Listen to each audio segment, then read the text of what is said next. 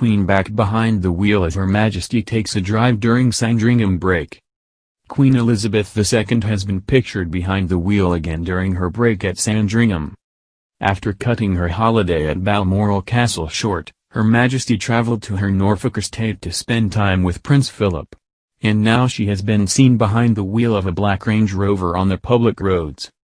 Due to the coronavirus pandemic, the Queen has been forced to adapt to the travel restrictions and travelled down to the Sandringham estate, based in Norfolk, earlier this month, having spent their annual summer holiday in their Scottish Balmoral estate. The move is only a temporary one, however. Both senior royals will have to move from Sandringham to Windsor Castle in October.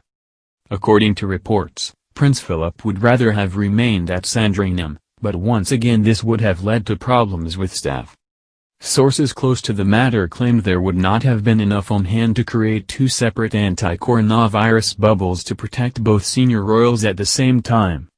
The Queen will return to Windsor next month in order to carry out her royal duties. The spokesperson said, subject to the finalization of the autumn program, Her Majesty's intention is to return to Windsor Castle in October and to resume the use of Buckingham Palace for selected audiences and engagements. These plans will be kept under review and will of course be subject to all relevant guidance and advice. Royals have had a number of plans impacted by the coronavirus pandemic throughout the year. Normally, the Duke of Edinburgh stays in Sandringham while the Queen carries out her royal duties in Windsor. The Queen and Prince Philip stayed at Balmoral for around 6 weeks, but the following period will see them spending even more time together. Joe Little, managing editor of Majesty magazine, said the couple have spent more time under the same roof recently than in many years. Sandringham, in Norfolk, is the Queen's country estate and has been used by British monarchs since the 19th century. It is still often used by royals today, with Sandringham House surrounded by 60 acres of garden, according to the Sandringham Estate website.